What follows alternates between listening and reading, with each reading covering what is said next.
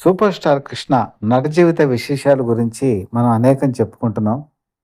చాలామంది అభిమానులు చెప్తున్నారు, "మేము చాలా థ్రిల్ ఫీల్ అవుతున్నామండి. చాలా మంచి విషయాలు చెప్తున్నారని." చాలా సంతోషం. 'తేనె మనసులు' ఈ సినిమా షూటింగ్ ప్రారంభోత్సవం జరిగిన తర్వాత యాక్చువల్‌గా హార్స్ రైడింగ్ నేర్చుకోవాల్సినటువంటి సందర్భం వచ్చింది. ఆ రోజుల్లో హీరో అంటే హార్స్ రైడింగ్ నేర్చుకోవాలి, ఫైటింగ్స్ నేర్చుకోవాలి, తర్వాత డాన్స్ నేర్చుకోవాలి. ఇవన్నీ కంపల్సరీగా ఉండేవి. ఆ రోజుల్లో హీరాలాల్ మాస్టర్ గారని చెప్పి ఆయన చాలా స్ట్రిక్టు. ఆయన ఏదైనా ఒకటి పట్టుకున్నారంటే ఆ డాన్సు, ఆ పర్ఫెక్షను అది కరెక్ట్‌గా వచ్చేంత వరకు వదిలిపెట్టరు. సో, ఆయన దగ్గర ఈయన డాన్స్ నేర్చుకోవాల్సిన పరిస్థితి వచ్చింది. మరి చాలామంది అంటారు, "ఏవండీ కృష్ణ గారికి డాన్స్ పెద్ద బాగా రాదు కదా!" అని. అసలు అప్పట్లో ఏంటంటే హీరోలు ఎవరు కూడా డాన్సులు చేయటం అనేది ఆ రోజుల్లో విరివిగా ఉండేది కాదు. ఆ రోజుల్లో నడవటం, చిన్న చిన్న మూవ్‌మెంట్స్ ఇవ్వటం, తర్వాత ఒక భంగిమలు ఇవ్వటం, ఇదే వాళ్ళు ఆ రోజు గొప్పగా భావించేవాళ్ళు. అలాగే ఆడియన్స్ కూడా వాటిని స్వీకరించేవాళ్ళు. ఎన్టీ రామారావు గానీ, నాగేశ్వరరావు గానీ, సూపర్ స్టార్ కృష్ణ గానీ, నటభూషణ శోభన్ బాబు గానీ ఇవే ఫాలో అయ్యేవాళ్ళు. తర్వాత 'ఎదురులేని మనిషి' ఇలాంటి సినిమా వచ్చిన తర్వాత అప్పుడు ఎన్టీ రామారావు గ్రహించిందేంటంటే, క్లాసు, మాసు ఈ ఇద్దరు గూడా ఎవరైతే యాక్సెప్ట్ చేయాలి అంటే అప్పుడు స్టెప్స్ వేయాలని చెప్పేసి ఆయన ప్రారంభిస్తే, కృష్ణ కూడా 'దొంగలకి దొంగ' ఇలాంటి సినిమా నుంచి కూడా ఆయన కూడా స్టెప్పులు వేయటం ప్రారంభించారు. అయితే ఆయన డాన్సు చాలా ఒద్దిగ్గా చేస్తారు. ఉన్న మూవ్‌మెంట్స్ కూడా చక్కగా చేసినటువంటి సందర్భాలున్నాయి. ఆయన నృత్య దర్శకుడిగా చాలామంది పనిచేశారు. ఎందుకంటే హీరాలాల్ మాస్టర్ గారు ఆయనకి గురువు. చివరికి కమల్ హాసన్ కూడా ఆయన దగ్గర డాన్స్ డైరెక్టర్ కింద పనిచేశారు. డాన్స్ డైరెక్టర్ అంటే అసిస్టెంట్ డైరెక్టర్‌గా కూడా పనిచేశారు. ఆ విధంగా కమల్ హాసన్ కూడా ఆయనకి డాన్స్ కంపోజింగ్ చేసినటువంటి ఒక చరిత్ర అనేది ఉంది. అయితే ఇక్కడ ఈ హార్స్ రైడింగ్ నేర్చుకునేటువంటి సందర్భంలో చెన్నైలోని మెరీనా బీచ్ దగ్గర హార్స్ రైడింగ్ చేస్తూ అదేమైందంటే కొన్ని గుర్రాలు పొగరుమూతు గుర్రాలుంటాయి. అవి ఒక్కసారి కళ్ళాలు తెంచుకొని ముందుకు పరిగెత్తి ఎటో వెళ్ళిపోయింది. వెళ్ళేటప్పటికి ఫైట్ మాస్టర్సు, ఆ హార్స్ రైడింగ్ నేర్పించేటువంటి శిక్షకులు వీళ్ళందరూ భయపడిపోయారు. ఎందుకంటే కృష్ణ ఎలా ట్యాకిల్ చేయగలరు? ఆ గుర్రమేమో పొగరుమూతు గుర్రం. ఎక్కడికెళ్ళిపోయిందో తెలీదు. పైగా సముద్రం. ఇది అనుకున్నప్పుడు కృష్ణ ఒకటే భావించారు, గుర్రం ఎంతవరకు పరిగెత్తగలదు? అంతవరకు పరిగెత్తని, మనం దాన్ని ఫేస్ చేద్దాం అని చెప్పేసి అలాగే స్థిరంగా ఉండిపోయి అది ఎంత దూరం పరిగెత్తినా కిందకి పడిపోకుండా చూసుకుంటూ బ్యాలెన్స్ చేసుకుంటూ ఉన్నారు.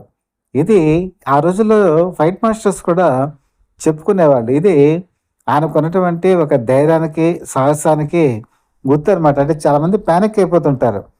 పానిక్ అయిపోయి బ్యాలెన్స్ తప్పిపోయి కింద పడిపోయి దెబ్బలు తగిలించుకున్న వాళ్ళు కూడా ఉంటారు. ఆయన తొలి రోజుల్లోనే భయపడినటువంటి మనస్తత్వం ఆయనకి ఉండేది అని చెప్పడానికి ఇది ఒక ఉదాహరణ. అలాగే 'మోసగాళ్ళకి మోసగాడు' ఈ సినిమా యాక్చువల్‌గా మీకు రాజస్థాన్, బికనీర్ ఇలాంటి చోట్ల షూటింగ్ జరిగేటప్పుడు అక్కడ మీకు రాజస్థాన్‌కి సంబంధించిన గుర్రాలు వాడారు. ఈ రాజస్థాన్‌కి చెందిన గుర్రాలు ఎలా ఉంటాయంటే చాలా బలిష్టంగా ఉంటాయి. చాలా స్పీడ్‌గా ఉంటాయి. తర్వాత ఇవి కూడా పొగరుమూతుగా ఉంటాయి. ఈ గబుక్కున మాట వినేటటువంటి స్వభావం ఉండదు. సో, వీటి మీద స్వారీ చేస్తున్నప్పుడు పెద్ద పెద్ద శిక్షకులు కూడా ట్రైనింగ్ ఇచ్చేవాళ్ళు కూడా పడిపోతూ ఉంటారు. సో, వీటి మీద స్వారీ చేయటం అంత ఈజీ కాదు. పైగా మనకి హైదరాబాద్‌లో ట్రైన్ అయినటువంటి హార్సెస్ వేరు. రాజస్థాను హార్సెస్ వేరు. అక్కడికి వెళ్ళి షూటింగ్ చేస్తున్నారు కాబట్టి ఇక్కడ హైదరాబాదు హార్సెస్‌ని తీసుకెళ్ళటం కష్టతరం. కానీ సూపర్ స్టార్ కృష్ణ ఆ రాజస్థాన్ గుర్రాల మీద స్వారీ చేస్తూ చాలాసార్లు కింద పడిపోయారు. మోచేతికి, కాళ్ళకి దెబ్బలు తగిలాయి.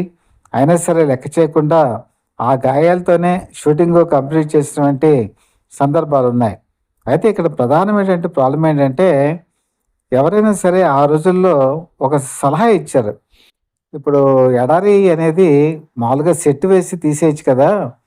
రాజస్థాన్ వరకు వెళ్ళి ఎందుకు తీయటం చాలా కష్టతరం.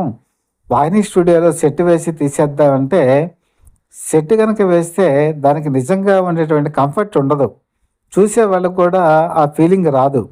కానీ సూపర్ స్టార్ కృష్ణ నిజంగా యూనిట్ వాళ్ళందరినీ ఫైటర్స్‌ని, డాన్స్ మాస్టర్‌లని అందరినీ తీసుకొనెళ్ళి అక్కడ దాదాపు 70 మంది వంట వాళ్ళని రాజస్థాన్ నుంచి తెప్పించి, అక్కడ వడ్డించి, ట్రైన్‌లో వంటలు, జింకలు ఇలాంటి వాటిని కూడా తీసుకెళ్ళి అక్కడ అక్కడ రకరకాలుగా వాడి అలాగే గుర్రాలను కూడా ఇక్కడ గుర్రాలను తీసుకెళ్ళకుండా అక్కడ గుర్రాలని వాడి ఆయన అక్కడ న్యాచురాలిటీ తీసుకురావడంలో చాలా కష్టపడ్డారు. పైగా ఇక్కడ ఉన్నటువంటి నటులు ఎవరైతే ఉంటారో వాళ్ళందరికీ కూడా అక్కడ వసతి సదుపాయాలు, భోజన సదుపాయాలు ఇవన్నీ కూడా 1971లో ఆయన కల్పించారు అంటే అది ఆషామాషీ వ్యవహారం కాదు. నిజంగా ఎడారిలో పైగా చైనా బోర్డర్ వరకు వెళ్ళి అక్కడ చాలా లొకేషన్స్‌లో అందమైన దృశ్యాలు తీయటం ఇవన్నీ కూడా ఆయనకి మాత్రమే చెల్లింది. సినిమాలు ఎవరైనా తీస్తారు. కానీ కష్టపడి, ఇష్టపడి తీసినటువంటి సూపర్ స్టార్ కృష్ణ ఆయన మనస్తత్వానికి ఇవన్నీ కొన్ని ఉదాహరణలు. ఇవి మీకు నచ్చినట్టయితే లైక్ చేయండి. బెల్ ఐకాన్ ప్రెస్ చేసి సబ్స్క్రైబ్ చేసుకొని మీ బ్లెస్సింగ్స్ మాకు అందజేయవలసిందిగా మనస్ఫూర్తిగా కోరుకుంటూ మీ మిత్రుడు శ్రేయోభిలాషి సత్యవర్త people live TV chief editor DVSS Krishnaprasad.